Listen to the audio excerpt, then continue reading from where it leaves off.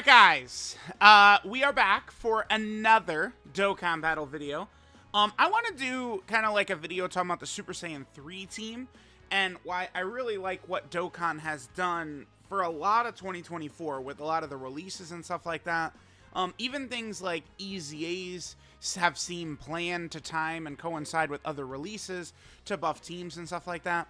Now, on Global, it looks a little more weird, but again, the one thing people do need to understand is that Global is not like Global. It's like the schedule for Global is like a secondary concern, right? Like that's not really what they're focused on. That's why it's so good that the Global sync is going to happen, because then the games just are completely equal, treated equal, and stuff like that. So Global gets this guy right here, Dokkan Fest Super Saiyan 3 Goku, and then the very next Dokkan Fest is this guy, Angel Super Saiyan 3 Goku. So people are like, oh my god, like, oh no. But like, this is actually a good thing, because these guys are on a lot of the same teams, like they help each other and stuff like that. One major issue that 2023 Dokkan had, probably one of the biggest concerns, is they did release a huge variety of characters, right? Kale, Turles, you know, and like Super 17, like these three characters have like nothing in common. For the most part, they're not on a lot of the same teams. They're not buffing a lot of the same teams. They're not really linking well, a lot of that type of thing, right? But at the same time, that just created all these dead characters. These characters that did nothing. These like loser characters who couldn't really compete, didn't have good situations, didn't have good partners. It was just, you know, they were just kind of homeless. Like most of the releases of 2023 couldn't really handle business besides the main major celebration characters. Well, in 2024 so far, we'll see. But in 2024 so far, it's like, you know, we have the special pose celebration, and, you know, we get Int Gotenks as EZA. We get the Tech Super Saiyan 3 Gotenks as Super EZA. You know, for Saiyan Day, they gave us the AGL Super Saiyan 3 Goku Super EZA. And then it all kind of builds to, like, this guy coming out, and then all these characters who were kind of, like, timed well with previous celebrations this year now work incredibly well for, like, this guy's team and buffing what this guy wants to do. So I do like kind of like the way they set this up, right? We have several new characters. I mean, if we look at this page, the first two units have EZ8 within, you know, like the last 4 months. Super Saiyan 3 Goku, Int Gotenks. Then we have the two Super EZAs down there. They're very, very new EZAs. Obviously, this guy is a new Dokkan Fest. And then we get to this guy as a new Dokkan Fest. And then bam, like we have a lot of characters that could kind of like, you know, function for a team right there. Like that's really good. That's what Dokkan needs to do. Special Pose has never been some incredible team or some major option or something like that. Right now it is. Special Pose is like, I mean, it's definitely a top 10 team. I don't know like how, like I wouldn't say that right now in my head I have like, oh, like I've got like the top 10, you know, teams like listed in my head that I could just recite off. Like it just, you know, generally Special Pose is in there with how consistent it is, how good some of the characters are on it. And I do think it's good that Dokkan would continue to kind of move like this, right? Like the one character Dokkan has dropped in 2024 that's kind of like homeless, is a loser, has no help, is the Dokkan Fest First Form Frieza. And for me personally, I would like to see Dokkan put a ton of respect into the Dokkan Fest characters, which are the lifeblood of the game. So I do hope we could get some sort of massive celebration, and, you know, they just give us, like, what Special Pose got. Just do that for Terrifying Conquerors. And, you know, make that a legitimate team. I think it would be very good. Now, if we're talking about the Super Saiyan 3 team in general, I like everything they did to this point.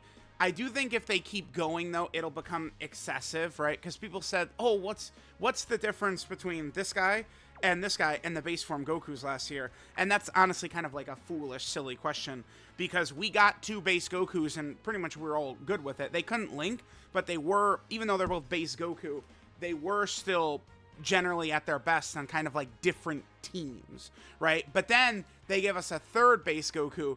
And then the other thing on top of that is that base form Gokus, is three base Gokus who can't link together. This guy and this guy are each other's best linking partner because they're not the same name. So all it is actually just, you know, building up this team. So, you know, as a player, like you could get some of these characters and then you have a functioning good team ready to go to fight some of these events. Let's just jump into a quick event. You know, the Super Saiyan 3 categories had a lot of options. We could run Super Saiyan 3 Rose as the leader for the Super Saiyan 3 team, but, I mean, considering we're in the Buu Saga Angel Super Saiyan 3 Goku celebration, I'll probably just rock double of him. And we could just go into some, you know, Supreme Battle Spectacle fight, just crush it, kind of like with this, you know, Super Saiyan 3 power that we've gotten just over the last several months here.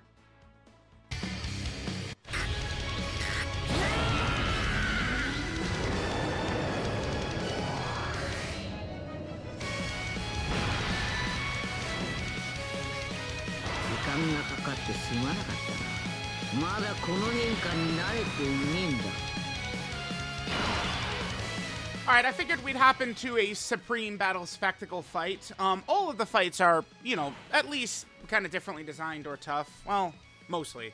Oh, okay, perfect. So this is a good example of what we were talking about, right? Like, these two coming out back-to-back, I know it's, oh my god, back-to-back on Global, but, I mean, you gotta understand that Global did not get the true schedule of the game, unfortunately. Again, this is why the sync is gonna be good, but, I mean, regardless, it still works very effectively, because look at these two together. We have 6 out of 7. I mean, this guy's gonna be able to have all 7 links next to Gotenks. Like, it just works well. I think that what they've done so far this year has been very good. Again, the only issue for me is Frieza. First Form Frieza. And, I mean, the good news for First Form Frieza is First Form Frieza needs Terrifying Conquerors, which is a massive monster category. It's not, you know, it's not like Frieza, as long as Frieza has Wicked Bloodline characters, something like that. Like, that would be way worse, because, like, we could get a Lord Slug that would buff Frieza. We could get a Cooler that could buff Frieza. We get Zarbon. We could get Bojack, right? Like, we get Turles. Like, you just go down the line. There's, you know, Dr. Wheelo. We could get, you know, Piccolo from Dragon Ball. Like, there's so many different Terrifying Conqueror characters who could easily get Dokkan Fest exclusives or LRs. You know, Baby is a Terrifying Conqueror character. So, I think that works super well. Okay, can we get... Looks like right here, we're not going to be able to get Gotenks, his 11 key super. So we'll float him. I think Vegeta is int, right? I think Vegeta's int. We should try and figure out a way to get 2 key, which is that right there, bam.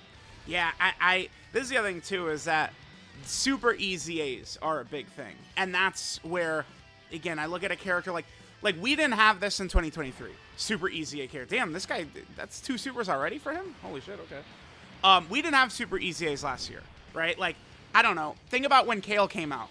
Super easy A tech hit could have dropped. Would have made a massive difference. When you look at how good we have 2 super easy A's, you look how good they are. It would make a ton of sense, right? Or, you know, when Super 17 came out, we would have gotten the super easy A for AGL Super 17. AGL Super 17, even at that time in March of 2023, was like barely usable. Like, it's like he's usable with, you know, pure perfect luck and RNG. Now, of course, I mean, never in a million years, I mean, could like AGL Super 17 work? I mean, that's an unfortunate truth that, you know, is a thing, is that unless you're talking about the elite of the elite of the elite characters too, a lot of these characters, I mean, you only have that year span where their abilities are going to be super relevant. And if the character is not designed well, you know, it might end up even being less than that or something like that. So, one big thing I wanted to put out about this video is that I do think Dokkan is on the right track. Now, to be fair, I thought that the start of 2023 at the time was the best period in Dokkan history. Again, this is a thing, global players didn't get to experience this, unfortunately, because they didn't get, like, the AGL Gohan and the Int LR Cell Izes at the same time. But, like, you know, JP went from, like, Beast and Orange Piccolo into, you know, the Gogeta, Broly, Gohan, Cell Izes in January, right in the anniversary. Like, it was just an impossibly good time. And then Dokkan did kind of fail towards the end of the year, right? Like, there's just a lot of bad releases. I mean, a lot of the major characters were good. I mean, LR Super Saiyan 4 Goku aged, I mean, he aged out so fast. That character is crazy to me. The way people talk about him is so far removed from what that guy actually does, unfortunately. Here, let's throw this.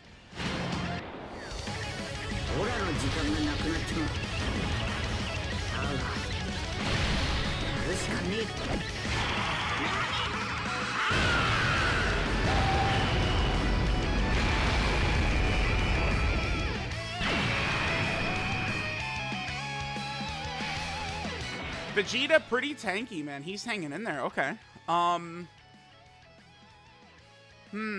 I probably should put Super Saiyan 3 Goku, the Angel one, in slot 1.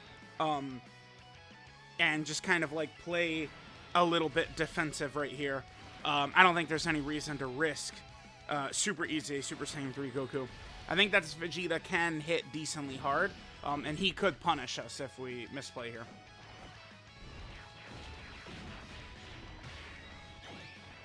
It can be good sometimes to get that Angel Super Saiyan 3 Goku, though, in, like, slot 2 or 3 to be able to do all the damage. See, like, right there, we only got 1 super and then 1 normal.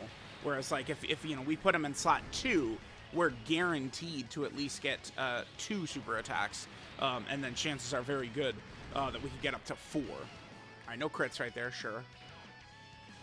All right, is Vegeta going to super right here? I don't know if a super attack... I don't think a super attack would have killed us. I think it would have did a massive amount of damage right there, though. All right, so here's Int Gotenks. Int Gotenks is obviously super good, too, but... yeah, perfect. Awesome. Looks like this is done. No, we didn't get to see Dragon Fist in here, unfortunately. But, yeah, here's the power of the new Super Saiyan 3 team. We could hit that. Gotenks is going to be very safe in slot 1. I mean, right now he's guarding because he's type advantage. He's going to have the 50% damage reduction, and he has 50% dodge, and he has 50% crit, and he could do decent damage, too. That's a good dodge right there. Remember that dodging boss super attacks dodges the debuff as well. If Gotenks had been hit by Vegeta's super attack, Gotenks would have eaten it well. He would have taken almost no damage, but he would have been stunned, and then he wouldn't have been able to do damage as well. So understand that dodge on characters can give you offensive value these days, because all of the nastiest bosses, when they super, they're sealing you, they're stunning you, they're debuffing you. And if you dodge that, you're dodging the debuffs as well, which means leading to more damage. Because, again, if you're stunned, can't attack. If you're sealed, you know, you're not doing major damage. And so many characters build up by supering, too. So a lot of times a seal can be crippling, right? Like, I had we once had the Dokkan Fest Saiyan Day Amazing Vegeta get completely stunned in the Gogeta event simply because he got sealed against God Goku and God Vegeta, and then he got sealed against Blue Goku and Blue Vegeta, and then, you know, without his stacks, he was kind of helpless out there. So, you know, that's another thing to keep in mind. There we go. This team is very good. Like, just like running something like this, like, we could beat every fight. Like, even Gogeta, like, we could beat Gogeta with this. Like, it's like this is good. And all of these characters, the oldest character on this team is this guy, and he came out 4 months ago. So, like, that just shows you, like, they can always do it. They could make the Namekian team good overnight. They could make Special Pose good overnight. Remember, last year, like, Earthlings was really strong. World Tournament was really strong. They can always just do it. And I do like kind of like really putting a lot of thought into the schedule. So when Amatsu came up on stage and said, yeah, we've got the schedule planned out for the next couple of years, it certainly didn't look like it last year. But this year, it does. And the Super Saiyan 3 category is in a good spot.